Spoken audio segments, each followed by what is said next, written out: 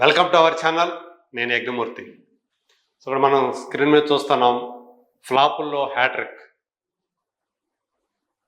అందాల నటిగా ఏ హీరో పక్కన చేసినా కానీ చక్కని కెమిస్ట్రీ పండించే నటిగా పేరు పొందినటువంటి పూజా హెగ్డే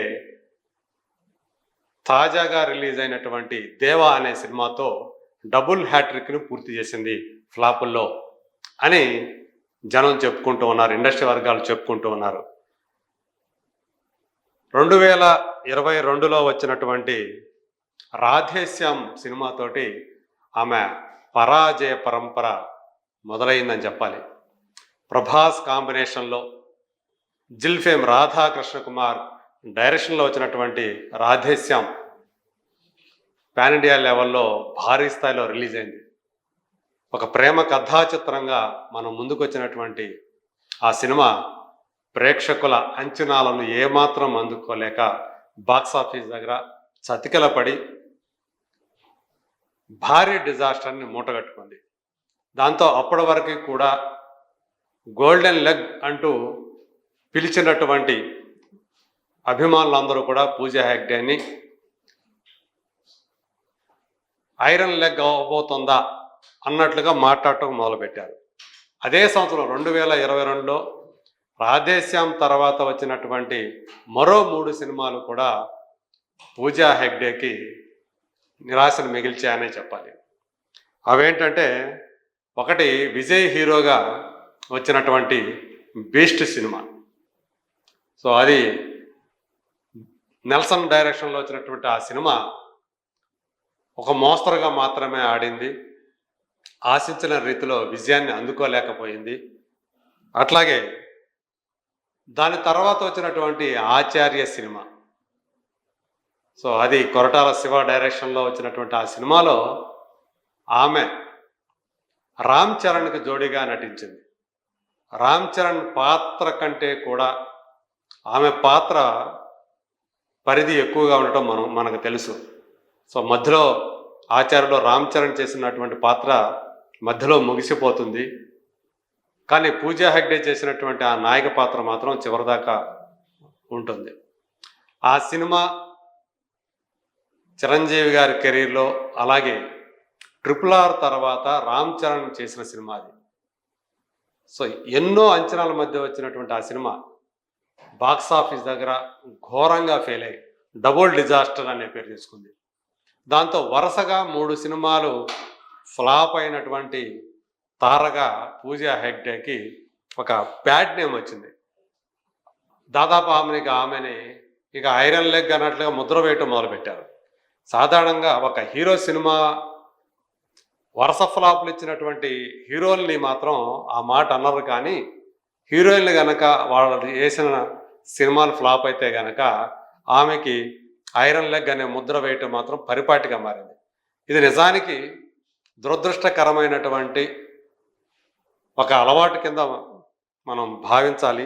నిజానికి అందులో ఆమె పాత్ర ఏమి ఉండదని మనకు తెలుసు.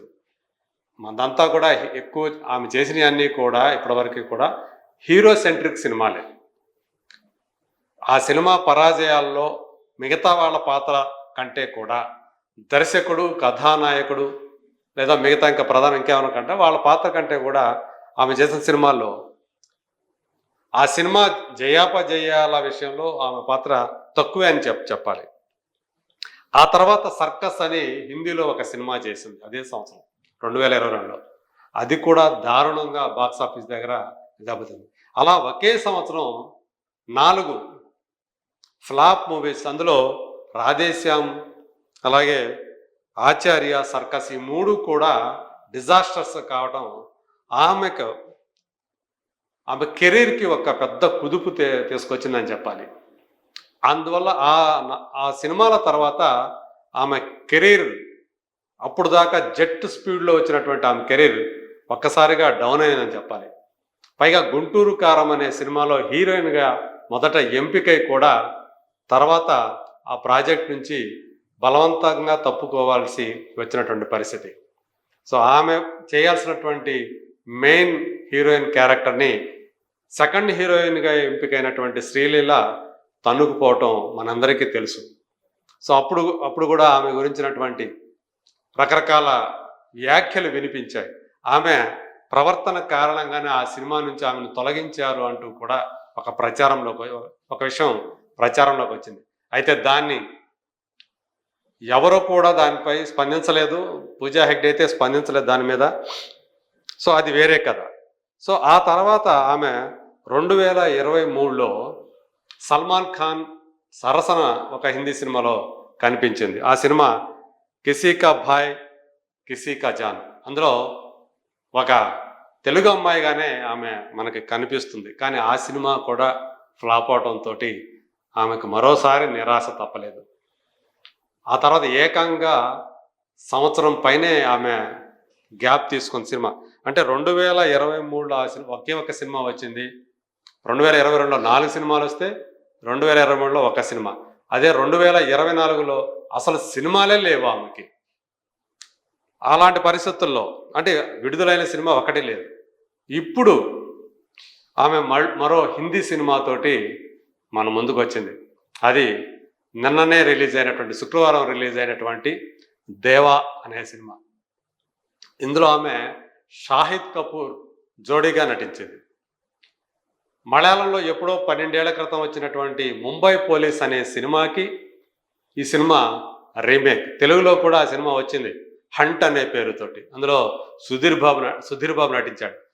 అయితే దేవా అనే సినిమా ముంబై పోలీస్కి రీమేక్ అనే విషయాన్ని సినిమా రిలీజ్ అయ్యేదాకా కూడా నిర్మాతలు కానీ దర్శకుడు కానీ ప్రకటించలేదు.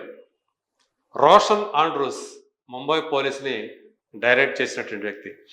సో అతను ఈ సినిమాకు కూడా డైరెక్టర్ కావడంతో సో ఇది రీమేక్ అని చెప్పి కొంతమంది స్పెక్యులేట్ చేశారు. కానీ ఆ సినిమాకి ఈ సినిమాకి సంబంధం లేదన్నట్టుగా వాళ్ళంతా కూడా మాట్లాడుతూ వచ్చారు. కానీ సినిమా నిన్న రిలీజ్ అయిన తర్వాత ఇది ముంబై పోలీస్ కథే, కాకపోతే క్లైమాక్స్ మాత్రం మార్చారు అని మాత్రం మనకు అర్థమైంది.